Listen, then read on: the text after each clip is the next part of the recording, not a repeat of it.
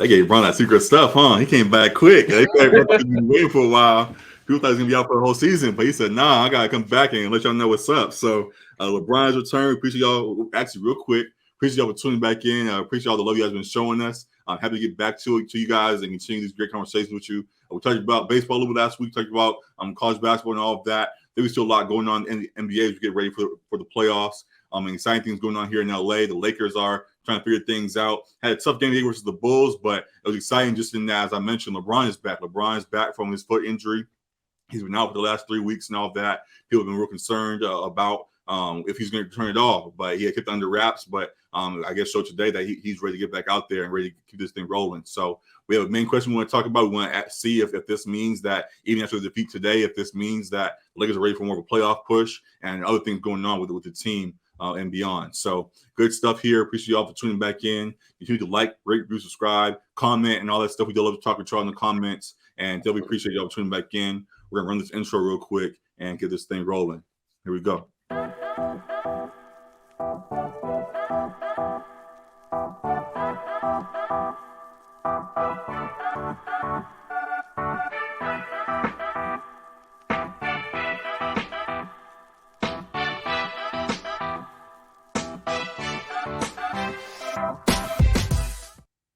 So Alec, your king is back. Your king is back. Don't you ever call him my king? No. You know the Lakers up already. You got his I do. So you don't give him his crown, whatever. But your king is back. Or how do you want to describe him? He is back. How do you want to describe him? Is back. LeBron is back. We'll leave it at that. LeBron is back. And people are glad to see him back. Came off the bench today and actually pull up the stats for us real quick. Let's try this layout now instead. Here we go. Which I think is that new format. LeBron is back. Came off the bench today, but still played 30 minutes. Had 19 and 8, and was a decent performance for his return. But as you see, the most important thing for us right now is getting wins. And they didn't win this game as the Bulls ran away with it. For the most part, I saw they were up 20 at some points and clearly had a good hold on the game. I guess it was a Pat Bev revenge game. Some folks are calling it. It was a lot of Zach LaVine, though. Yeah, and Zach LaVine and all of that. So, but definitely good things there in some regard. What do you think of this LeBron's return, and what do you make of them still trying to fight for position right now? Yeah, LeBron had a solid game overall, like by his standards, a little bit below, just with like not taking care of the ball. You see the 5 turnovers there. That was like my main gripe with him today. Obviously, like he shot well from the field. He playmaked. He rebounded, but it was just like trying to do a little bit too much at times. He didn't seem like rusty at all. Like he seemed pretty much himself.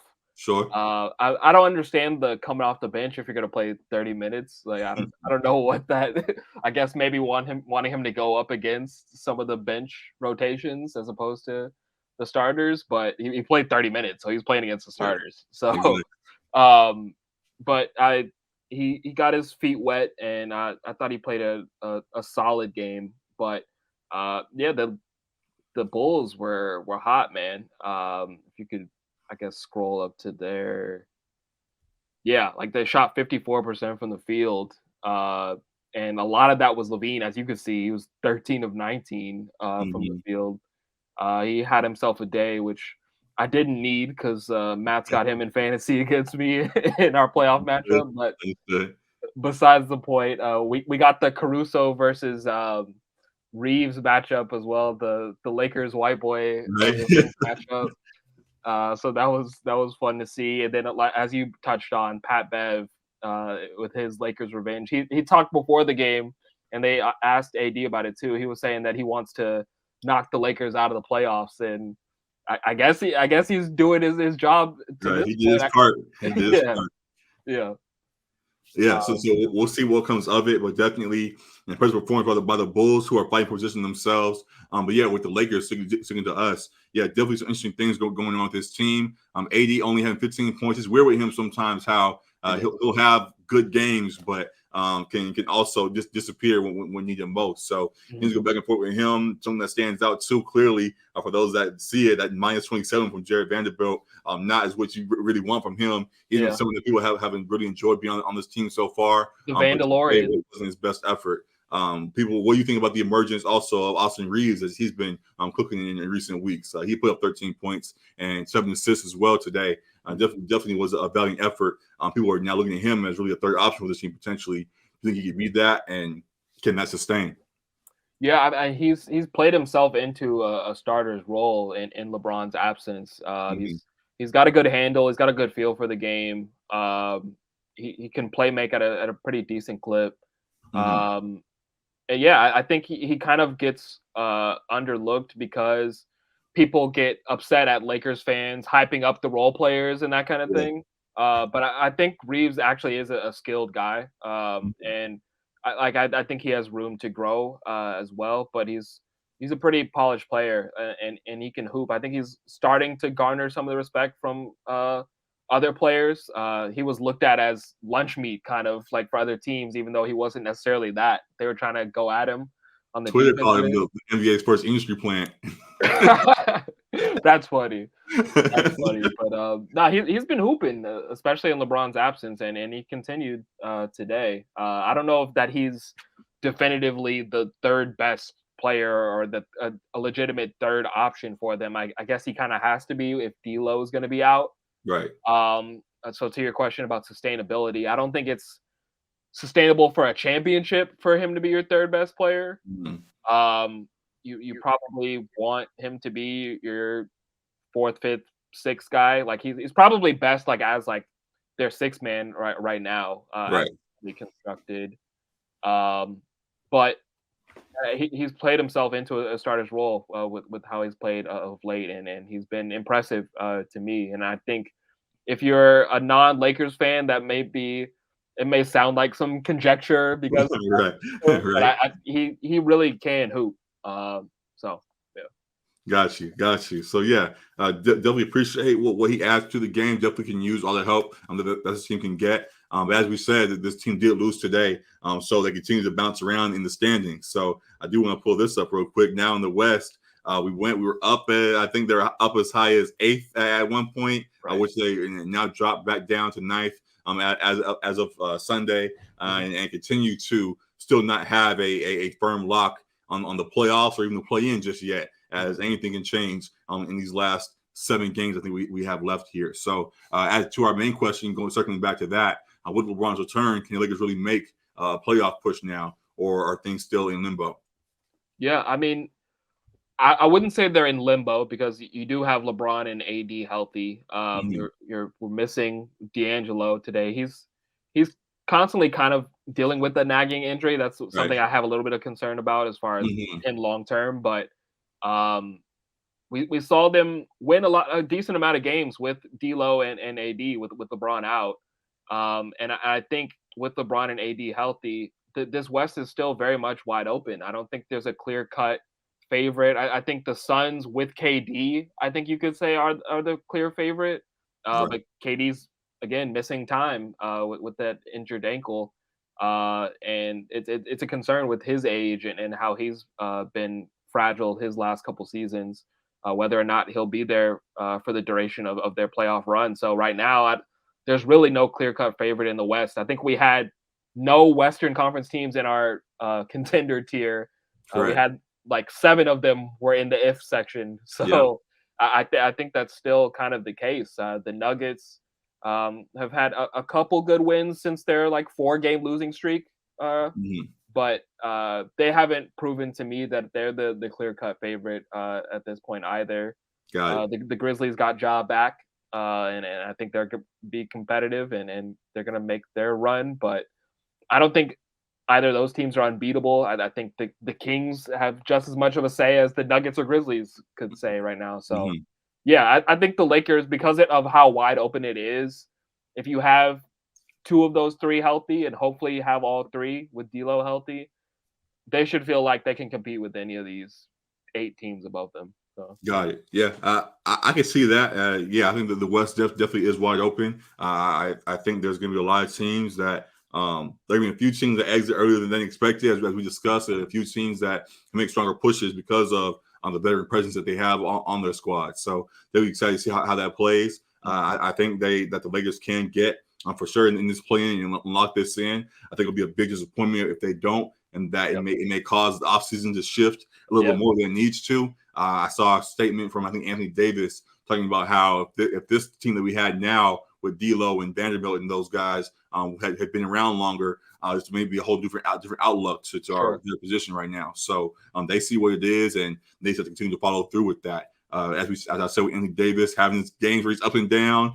Yes, his stats may say, "Oh, he had 23, 12, and whatever." He's good at filling the stats sometimes. I'm still having disappointing performances. So making sure his impact truly is felt the rest of the way. I don't think there's any more room for him to sit during these back-to-backs or whatever. I know there may be injuries and things, but they really got to kick into gear and get this thing rolling. As we are truly in the final stretch of zero dark 30 time. It should be zero dark 30 time and all of that. I know LeBron was hyped as hell to come back on the court and get all his IG posts lined up and all that stuff. But beyond that, they really got to execute and get this done, because there are a lot of folks that still believe in this team, and they seem to as well. But they've got to get it done. So definitely a lot of things to watch here. What other angles with this team are you concerned about right now as this final stretch is underway?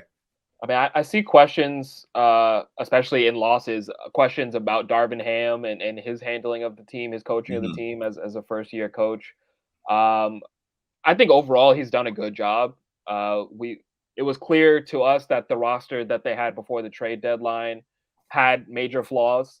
And I think with the trades, you have a deeper team. And to your point that people have said, if the trade was made earlier, it might be a different outlook. I think it probably would be, because this team, while it hasn't been perfect, there have been some ups and downs post trade deadline too with this team.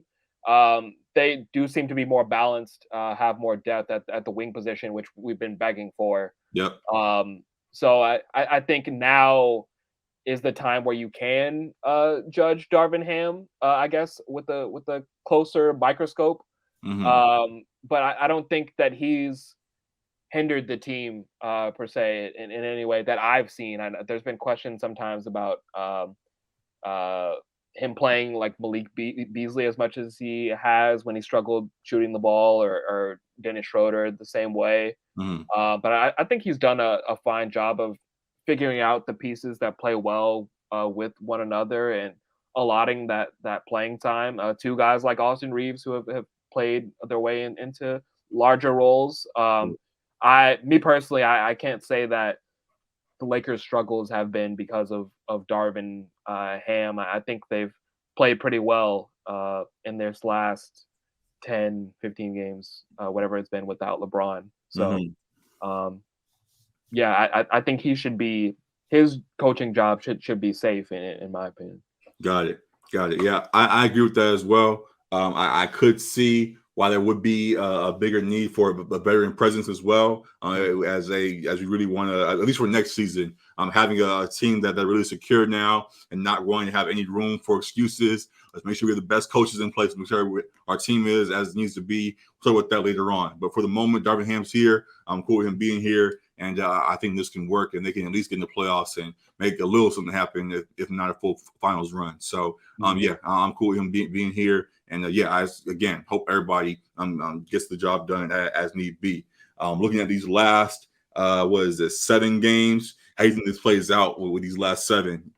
Yeah, at the Bulls again on Wednesday, at the Timberwolves, then at the Rockets, at the Jazz. Am I reading that right? Is that a 4-game road stretch? Bulls, Timberwolves, Rockets, Jazz, and then Clippers is technically in Staples. So like 4 home for the Suns, home for the Jazz to end it. How does this play out, and where do you think we end up in the standings with that?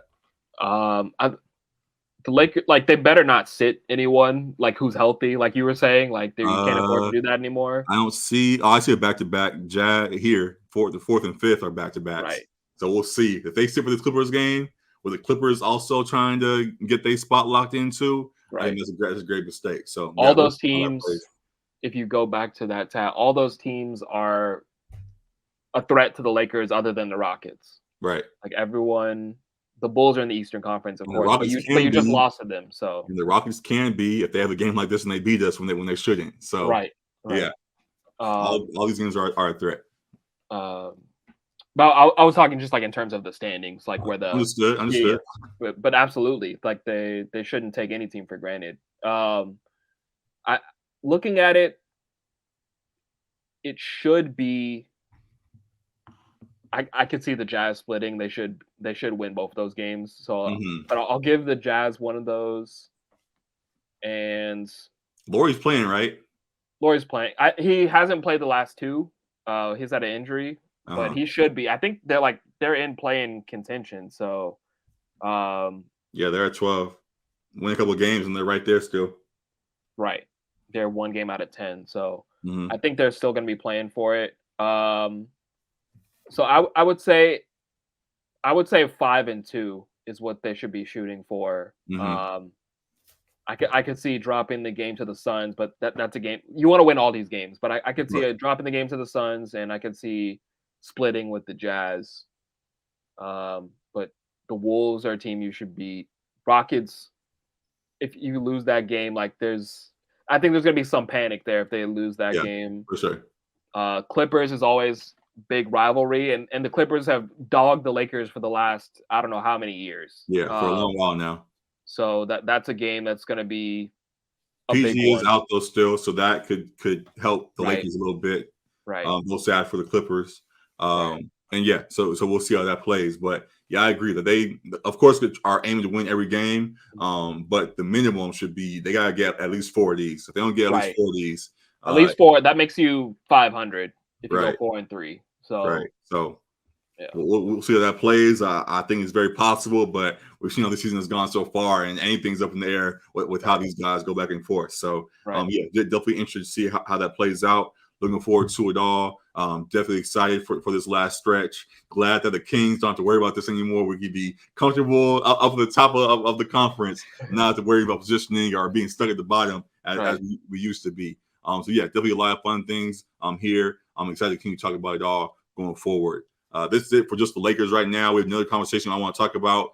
Kyrie and the Mavs that you see down here at the 11th spot have been spiraling in a way that they've lost now 4 straight, as you also see over here. They've been losing games and things have not clicked between him and Luka as we thought they would. So definitely some crazy things to look at there. So looking at if he's going to continue want to stay there long term, or as well as just what should Dallas want to keep him and all the angles that come with it. So that's one conversation for today. Also, we'll be back on Wednesday to talk about a whole bunch of other things, but wanted to get into this weekend to have for you guys as we continue to keep this thing rolling. So that's it for this one right now. We appreciate y'all. Any last word from you, Alec? No, I'm good. Yeah, that's it for right now. Appreciate all the love you guys have been showing. Make sure you guys are all in the comments and all of that. We love talking to y'all about your thoughts and all of that. Again, yeah, appreciate all the love. Like, rate, review, comment, subscribe, all of that. Appreciate everything. We'll see y'all again real soon, man. Appreciate y'all. Peace. Deuces.